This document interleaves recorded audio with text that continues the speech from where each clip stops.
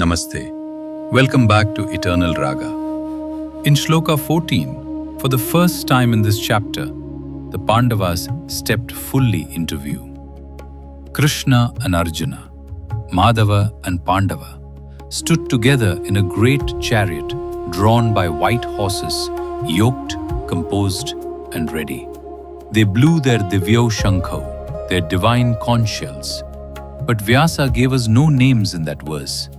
He gave us the image, the white chariot, the two figures standing as one grammatical unit, the sound described only as divine. Today, in Sloka 15, the names arrive. And with each name, of warrior and of conch alike, an entire world of meaning opens. Before we enter today's Shloka, if Eternal Raga has become your companion on this Gita journey, follow us on Spotify or Apple Podcasts so each morning's verse reaches you without searching. Now, let us turn to Shloka 15. The Shloka. Panchajanyam Hrishikeshu Devadattam Dhananjaya Paundram Dadmau Mahashankham Bhima Karma Vrukodaraha Panchadasha. Let us hear it once more. And this time, notice how each name carries a complete portrait of who it belongs to. Panchajanyam Hrishikeshu Devadattam Dhananjaya Paundram Dadmau Mahashankham Bhima Karma Vrukodaraha. Let us hear it once more. And this time, notice how each name carries a complete portrait of who it belongs to. Padached, word by word. Panchajanyam, Panchajanya, accusative singular, Krishna's conch. The name carries two layers of meaning. Pancha equals 5. Jana equals beings or people, born of the 5 elements, or Lord of the 5 classes of beings. Alternately, it refers to the demon Panchajana, from whose shell-like body Krishna fashioned this conch after slaying him in the depths of the sea. Either way, the name is cosmic in its register. This is not a horn made by human hands. Hrishikeshaha, Hrishikesha, nominative singular, a name of Krishna. Hrishika equals the senses. Isha equals Lord. Literally, the Lord of the senses.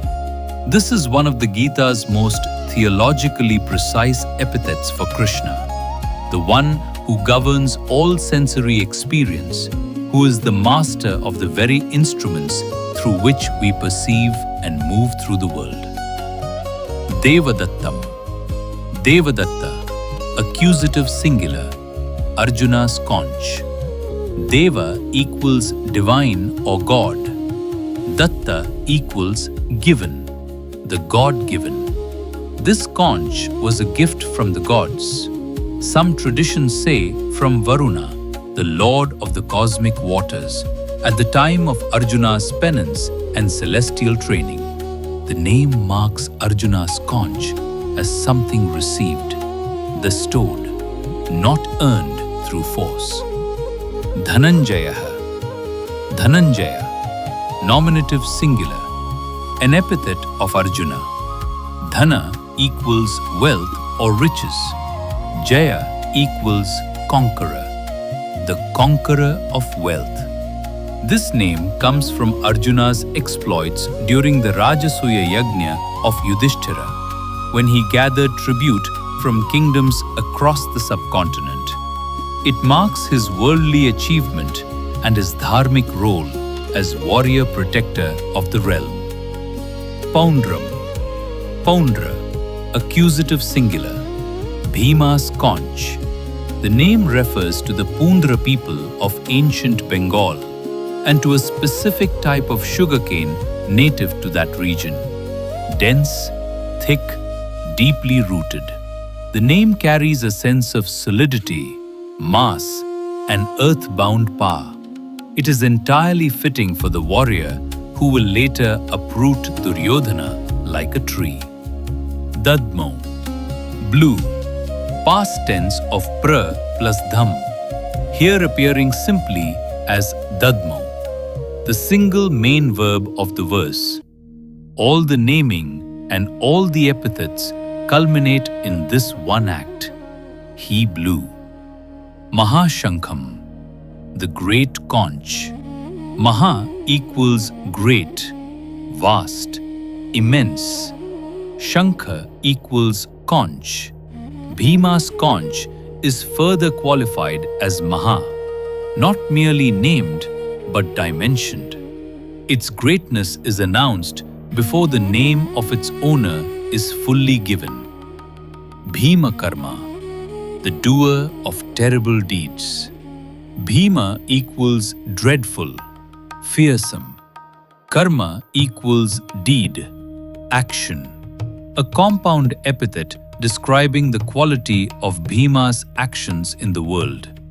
Not cruel, but immense, beyond ordinary human scale. This is a warrior whose deeds leave a mark that history cannot ignore. Vrikodara, Vrikodara, nominative singular. Bhima's most visceral epithet. Vrika equals wolf. Udara equals belly, the wolf-bellied one. A name that points to Bhima's legendary, almost mythic appetite and physical enormity. In a verse of divine names and celestial conch, this earth-bound, body-rooted name for Bhima is Vyasa's quiet touch of humanity and humor. 6 names in 2 lines. 3 warriors named through their epithets, not their personal names. Rishikesha, Dhananjaya, Vrikodara. 3 conchs named as individuals. Panchajanya, Devadatta, Paundra.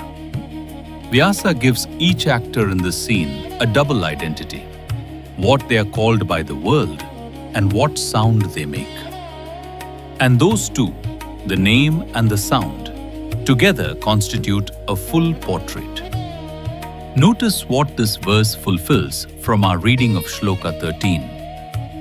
2 episodes ago, the Kaurava instruments burst forth sahasa, suddenly, anonymously, in the passive voice. No warrior was named. No conch was named. Power without identity, mass without individuality. Here, in Sloka 15, every sound is named. Every warrior has an epithet. Every conch has a story. This is not merely a stylistic contrast, it is a moral one. The translation. Rishikesha blew Panchajanya, Dhananjaya blew Devadatta, and Vrikodara, the doer of terrible deeds, blew the great conch Paundra. 3 acts of sounding, 3 pairs of warrior and instrument. And within those 3 pairs, a complete map of the Pandava force. Divine presence, human excellence, and earthly power. Each given a name, each standing fully accountable for the sound it makes. 1. Shankaracharya, Rishikesha, the Lord of senses on the field of senses. Adi Shankaracharya fastens his entire reading of Sloka 15 to the name Rishikesha and argues that this is not an incidental epithet chosen for metrical convenience. It is, in his view, the Gita's first explicit statement of what Krishna is on this battlefield. Krishika means the sense organs, the indriyas through which all perception, all experience, all delusion, and all liberation flow. Isha means Lord, Master, the one who governs. Rishikesha is therefore the Lord of the very faculties through which the war of the Mahabharata is experienced. Every warrior on this field experiences fear, exhilaration, grief, and resolve through their senses. Every arrow is felt. Every death is witnessed. Every conch is heard. And the one who governs all of this, who is not subject to the senses but is their very master, is standing on a chariot in the middle of it all. Shankaracharya draws from this a teaching of immense practical depth. The Bhagavad Gita is not a text delivered from outside the field of sensory experience. It is delivered from within it, from the chariot, between the armies, in the noise and heat of the most consequential moment of a life.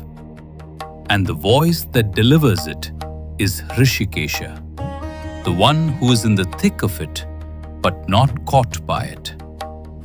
This is the Advaita model of Jivan Mukti, liberation while living, embodied not as withdrawal from the world, but as sovereign presence within it. Shankaracharya also notes the significance of Panchajanya, Krishna's conch named for the 5 elements or the 5 classes of beings.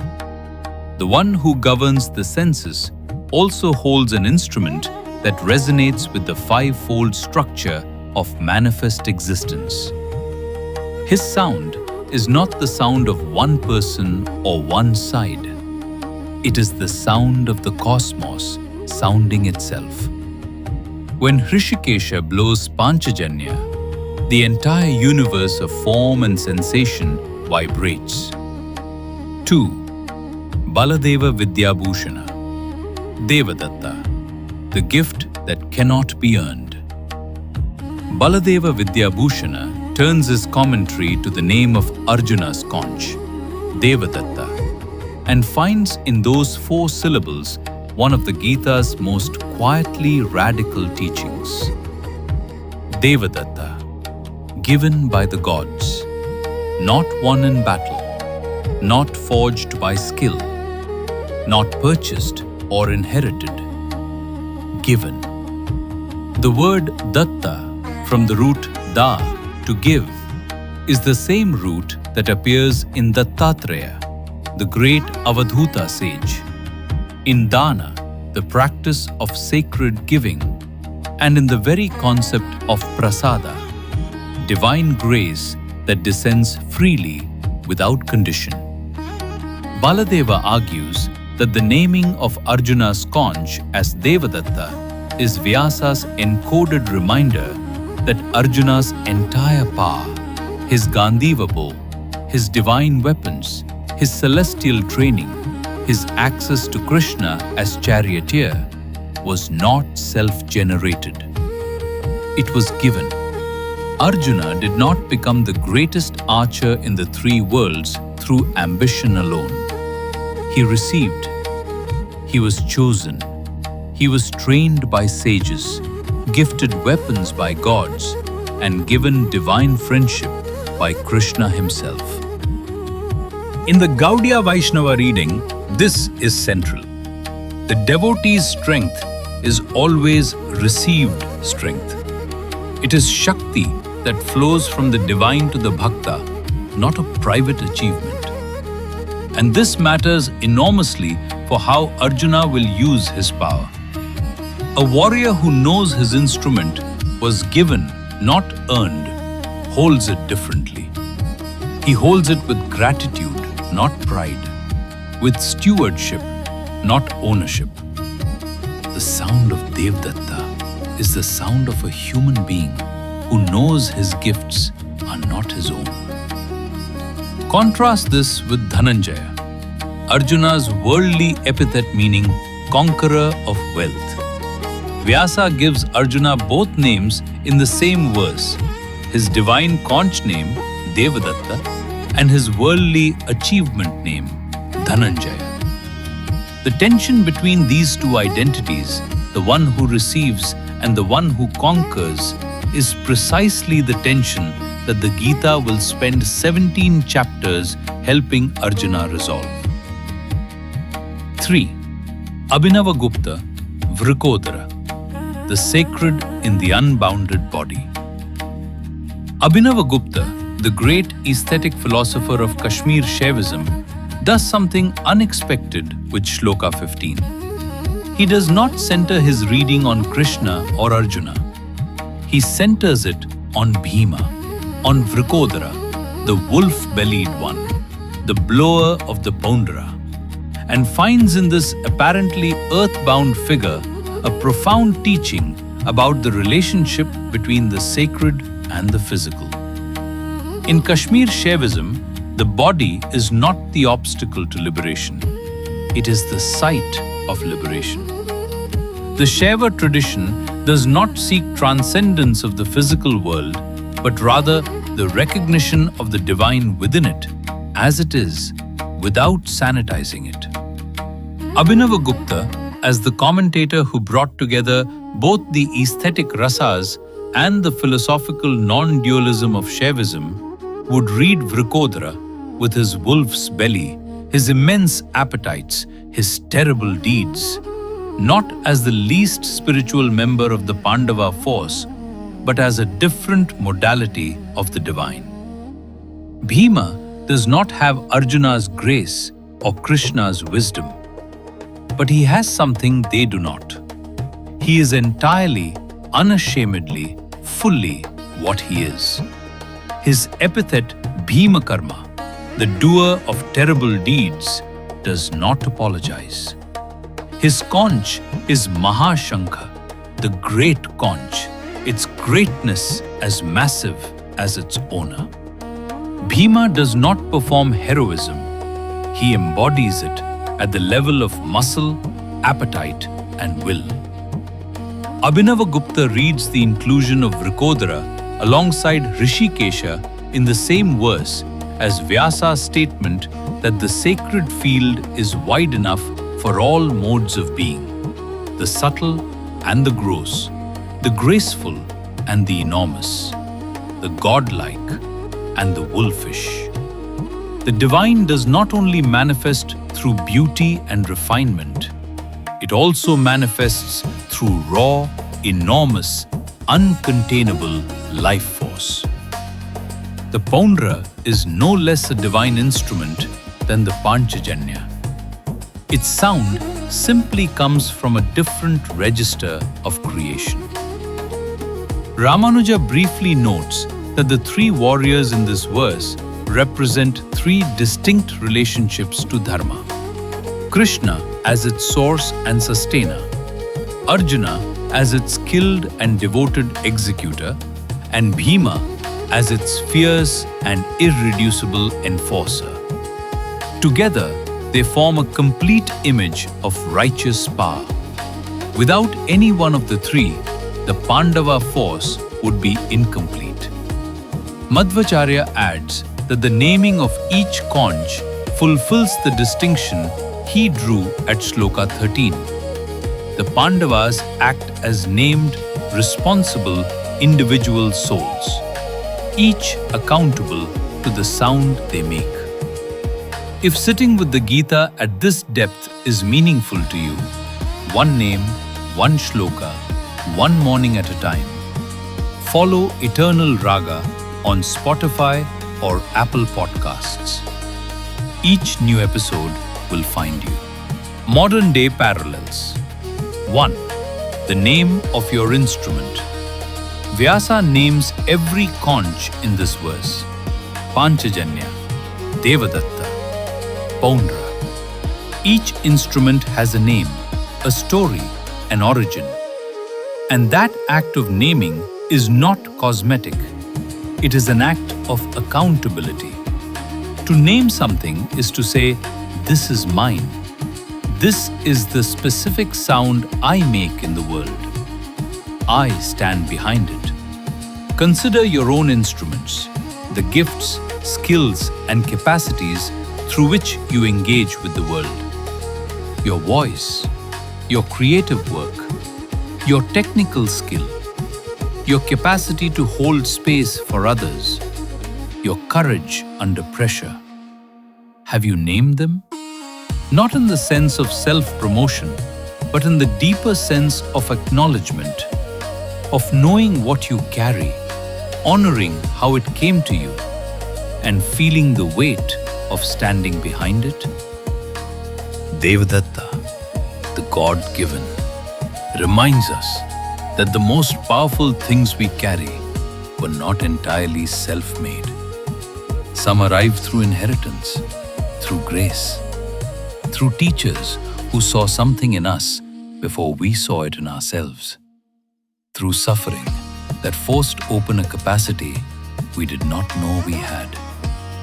When we name our instruments honestly, including their origins, we hold them with the right kind of care, not the brittle pride of ownership, but the steady gratitude of stewardship. 2. The Vrikodara in every team. Every great endeavor has its Rishikesha, the visionary whose presence organizes the entire field. Every great endeavor has its Dhananjaya, the skilled, trained, accomplished executor. And every great endeavor has its Vrikodara, the one who cannot be contained, who is too much for polite company, who eats more than anyone else at the table and also fights harder than anyone else on the field. In our professional and creative lives, we often undervalue the Vrikodara. We prize the graceful and the strategic. We are uncomfortable with the wolf-bellied, the person whose appetite is too visible, whose style is too blunt, whose energy takes up too much space. And yet, Vyasa places Bhima in the same verse as Krishna. He gives Bhima's conch the epithet Maha, great. He does not make Bhima smaller, he makes him fully himself. The teaching is not that we should celebrate recklessness. It is that wholeness, in a team, in a community, in a self, requires more than one register of greatness. The refined and the earthy, the luminous and the enormous, the God-given and the wolf-won. When you find the Vrikodara in your team or in yourself, do not try to make them more like Arjuna. Ask instead, what sound does this instrument make that the other instruments cannot? And how does the formation need all three? Today's reflection. Carry this into the quieter part of your day. Let it ask its question in its own time. What is the name of my instrument? The specific capacity or gift through which I make my sound in the world. Where did it come from? Was it given? Was it earned? Or was it forged from something I survived?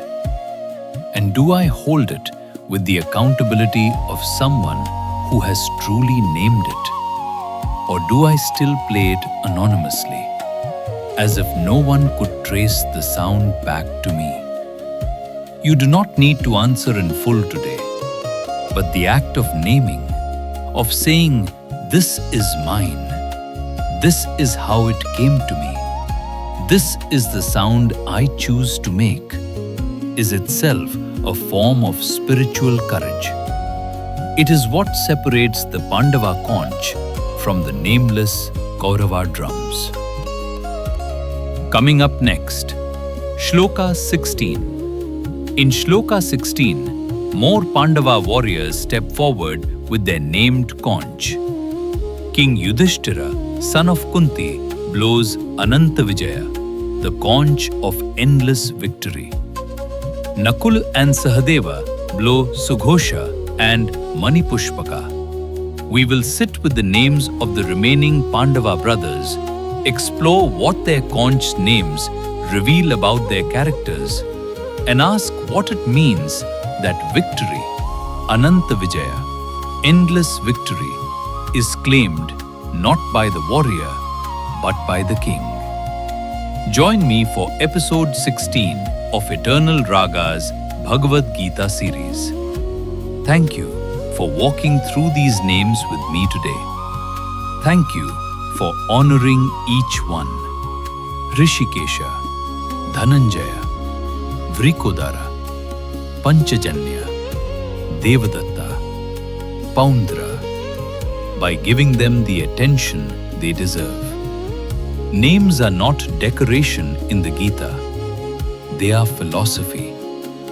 And you have sat with them today as a philosopher sits, with patience, with curiosity, with the willingness to be changed by what you find. If eternal Raga has become part of your mornings, share it with one person who might need it. And a review on Apple Podcasts, Amazon Podcast, or Spotify, however brief, is one of the most meaningful offerings you can make to this podcast's continued journey. Until Sloka 16, may you know the name of your instrument. May you hold it with the gratitude of Devadatta and the courage of Paundra. And may the sound you make in the world be one that, when traced back, leads unmistakably to the best of who you are. Om Shanti Shanti Shanti. Eternal Raga, where wisdom meets peace.